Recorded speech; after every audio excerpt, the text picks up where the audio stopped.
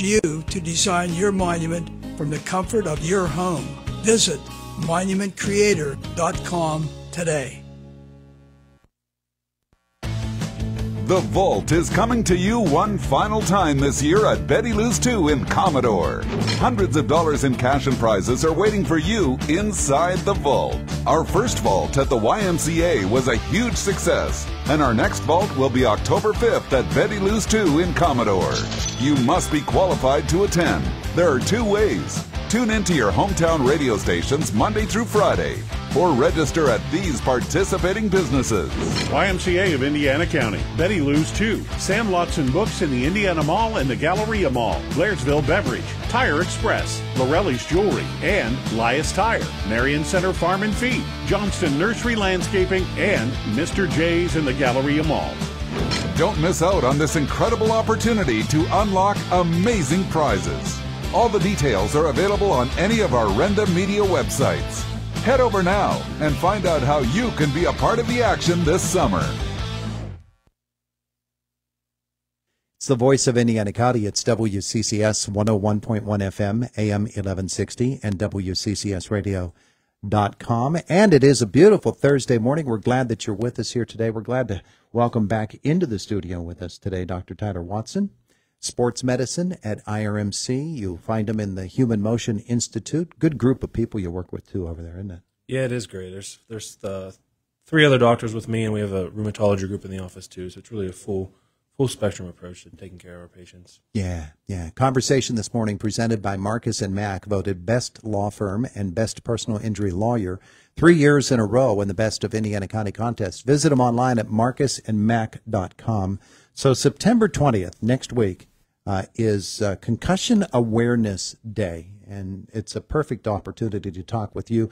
Here this morning on our sports report in the high school section, we've got girls golf. Not a whole lot of concussion problems in girls golf and tennis, but soccer and football and other high school sports. We might not think of those as sports where concussions are more evident, but such as football. Obviously, we think of football and concussion, right. But those other sports as well, concussion can happen. Yeah, it happens. Everybody thinks of football because it's a high energy, high direct trauma, but the majority of our patients come from, like you said, tennis, volleyball, soccer, when they have that injury, when they hit their head with that high direct blow and they have the symptoms. Yeah. Any collision type of sport obviously is going to have that risk associated with it. And we saw in the Steelers game over the weekend and in a couple of the other games across the NFL, they're starting to take those special practice helmets and wear them in games now. Yeah, they are. It's been a big thing at the professional level, and so there's definitely been a big push for it recently. And at the higher levels, they have certainly somebody whose job during that game is only to identify concussions. He sits up in the booth, and he's an independent person from each team, and his only role during that game is to recognize a concussion because it's been such a big deal. Yeah. But when we get down to the college level and the high school level and the elementary grades as well, because kids are playing contact sports in elementary grades too, we need to be really, really vigilant about it, don't we? We need to be watchful. Yeah, recognition is the biggest thing with it. I mean, they just had last summer they had a consensus group that met and sort of revamped what a sports concussion is. And so we all were sort of on an agreement, but one of the big pillars of it is recognizing a concussion. Mm-hmm. Whether that's us, the players, the trainers, the coaches, when somebody recognizes it and gets the kid out, it protects them short-term and long-term. Yeah, all right. So let's define concussion, first of all. So there's been various approaches to defining concussion, but really the agreed-upon consensus now is when you have a direct blow, high-energy trauma to the brain that causes sort of a metabolic cascade that results in symptoms such as headache, lightheadedness, dizziness, memory issues, and those are some of the big ones that we see. But it all has to have a mechanism, and it has to have an injury where the head gets some sort of trauma. Yeah. So recognition being so important in this whole process. If a kid isn't feeling right, they may or may not be able to explain what's going on with them. So what are the things that we should, on the outside, be looking for somebody who may have suffered a concussion? From a sports perspective, the big thing sometimes we see is like amnesia, where the kid just doesn't even remember what just happened. Mm-hmm. Or they're walking, their balance is off, their memory's off. So really a lot of times it's up to somebody else to recognize it. Sometimes the kids will say they don't feel well, but a lot of it's them being honest, us being honest, and people saying, hey, something's off. 'Cause, if somebody has a rash on their arm, right, everybody can see it. Yeah. Someone fractures their arm and it's bone sticking out. It's pretty obvious. But sometimes concussions are a little more subtle, and so recognizing it is really important. Yeah, and we might not have seen the collision. Right. Those football piles. Somebody on the bottom of that. There's a knee moving about and knocks you in the head. There's a helmet to helmet underneath there, and somebody gets up, they walk away, they're ready for the next play, and the signs might not be readily evident. Right, and it's not. I mean, sometimes the bigger the force, the more the concussion can present itself, but sometimes it's a small little micro traumas that people get in sports that can sometimes go unrecognized. We were talking about this last half hour. Is there a difference obviously there is in the grade of a concussion, grade 1, grade 2, and things of that nature, but a major concussion versus a minor concussion and how it will affect somebody long term? I think really just identifying the fact that it is a concussion, because everybody suffers differently from it. Some people get significant headaches. Some people have light and sound sensitivity. So to me, a lot of it is just recognizing it, understanding their symptoms, and tracking their symptoms with some of the stuff we do in the office, some score sheets. We also do impact testing for some of the local athletes just to get some objective data, because every concussion does present a little differently. So it's important to kind of gauge patients' progress, as we see them from time to time. They made a big deal about that a couple of years ago, getting baseline tests for people, cognition tests and other sorts, so that when something does happen and you suspect something in an athlete, I don't want to just limit it to children playing high school sports, but those baseline tests that sort of establish what's normal for this kid or that person, as opposed to what now when we do the test later, they're able to do. Have those been as effective? Yeah, they are. I think they're helpful in our office because we have, like you said, they're normal. And it's not just a 3-question test. It's a very interactive thing on the computer that can gauge, your memory, your reaction time is big. And that's sometimes something that's hard to recognize is how you're reacting to things. And that makes a big difference in sports, when you drive, just in life when you're trying to react to stuff. And so that's been one of the big things we look at on that test is how does a person react to all the different things. When you have suffered a concussion and it's been diagnosed or it has not been diagnosed, but it's suspected, when should you be seen? I mean, in our office, there's 4 of us total, and we get people in within a day just because it's important to understand where they're at now and what their baseline is. And, it's particularly in sports. Yeah. We try to get them in within a day. If somebody gets a concussion Friday at a football game or anytime, really, we try to see them the next day in the office with one of us. And if it's undiagnosed and you get a second blow, that could be really dangerous. Yeah, that's when bad things happen, and that's why there's a big push to recognition is one of the biggest things, because bad stuff happens when you continue to play. Because your energy's in a vulnerable, your brain's in a vulnerable state. Yeah, and so that's why recognizing it is important. And we don't just, there's a return to play protocol for athletes. They don't just, once they're 100%, they don't just go out and play. There's been a lot of push to sort of have a 4 to 5 day ramp up return period, and that looks a little different for each sport. The last few days are pretty sport specific, but there is a return to play protocol that we can get them safely back onto the field, back onto the court. Let's bring CTE into this discussion because that's something that is not diagnosed until, unfortunately, someone has passed away. Right. And the brain is actually specifically examined for it. What are the risks of CTA, and are there gradation levels to that as well? Yeah, I mean, the risk is, you see it a lot in sometimes professional football players.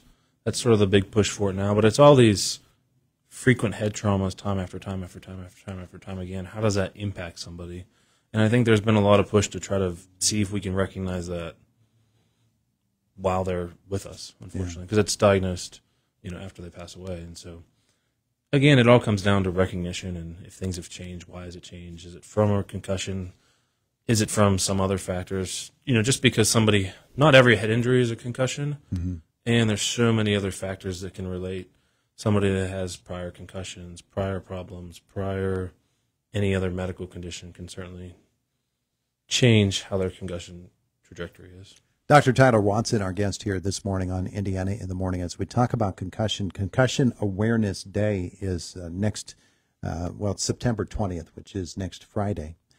So as we think about concussion and we think about the long-term ramifications of it, we have to consider whether a concussion suffered when you're a teenager, your early 20s, whether that's going to have an effect on you 15, 20 years down the road, even 30 or 40 years down the road. I would guess that the research on concussions is changing all the time and that you're constantly bombarded with the latest news. Right. And it's hard to tell because people experience so much in life. So something that happened when they're 18 impacting them when they're in their 40s and 50s, when they've been through 20 years of other things. It's a difficult connection to make.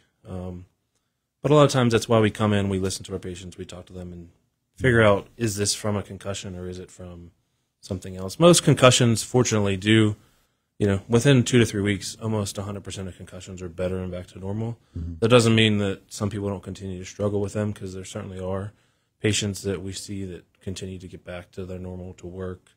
And those are the people that we try to recognize. And have the treatment protocols changed all that much in the last 5 or 10 years? Yeah, there's been a big shift. I mean, a lot of it, like I said, a lot of it is recognition. There's a lot of medicines that we can sometimes give people when they're that 1 month out and still having symptoms, whether that's to treat their headaches, their fatigue. That's a big treatment population we see in our office. Mm-hmm. And, getting back, there's been a push now that after 2 days to try to get people back in exercising. Not super intense, but just movement 48 hours after concussion has been shown to be helpful. Mm-hmm. The sooner we can get people back to work, back to the game safely, the better people tend to do.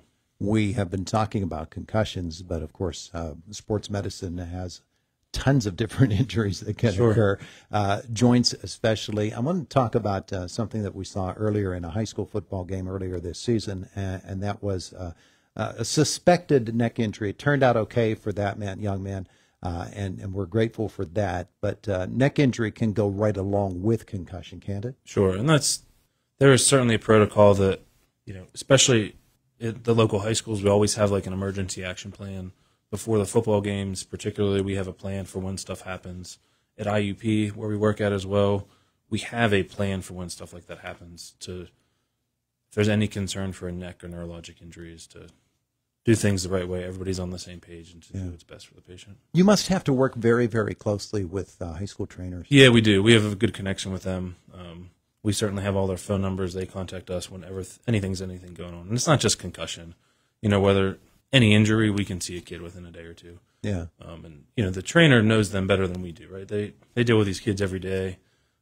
So we have a good relationship with all the local trainers. Yeah, you really need that. Really need that because, they're certainly wonderful at what they do, but their qualifications are obviously not up to the doctor level, and so that consultation has to be really important. Right. And that's the same thing with concussions. Trainers are so good at recognizing, they're so good at their job to know this is a normal sprained your ankle, will be better in a couple of days versus something's not right. Mm-hmm. And so they're great at, doing some good screening for us, but if there's ever any concern, we're a phone call away from getting people in. All right, so the elbow doesn't work right, the knee's kind of cranky, the toes hurt, and certainly when you get up to things such as head injury, neck trauma, all of those sorts of things, sports medicine is certainly a great place to start. Somebody wants to get hooked up with IRMC Sports Medicine with you and the others in the office, what should they do? I would say just give us a call. And our group we're all sports medicine trained. Some of us have worked professional teams with the Pirates. Other of us have worked at smaller colleges, professional boxing. I did my fellowship at Auburn University. But we don't just take care of athletes in sports. It's anybody that has shoulder pain, elbow pain, wrist pain, hip, knee, ankle. We take care of lots of musculoskeletal and orthopedic issues that really are non-surgical. And, we have the ability to use ultrasound in the office, do different injections. And so we really do have a full scope of practice. We take care of kids. We take care of adults. Mom, there's some of us that see the baby, the kids, the parents, the grandparents, all in our office. And so it's really been a good practice. Yeah, the stepping off the curb injury is just as much a sports injury as anything else. Right. Absolutely. All right, so if you've fallen off the ladder, put that one on too. 427-2260, that's the phone number to call, 724-427-2260. Dr. Tyler Watson, thanks for the visit today. Yeah, it was good to be back and good to catch base with you again. It's the voice of Indiana County. It's WCCS 101.1 FM, AM 1160, WCCSradio.com. Jake in the newsroom coming up.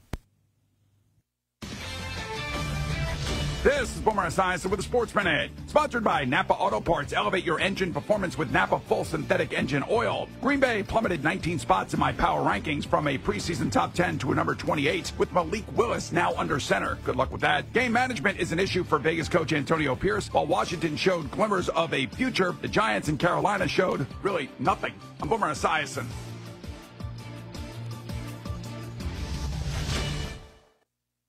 There aren't many feelings worse than trying to start your car in the morning and being greeted with a dead battery, or being stuck on the side of the road when you don't need to be. 1 in 4 vehicles on the road will need a battery replacement this year. Don't be a statistic. Stop battery problems before they stop you by testing your battery regularly. Test yours at home or at select Napa locations nationwide. If you need a replacement,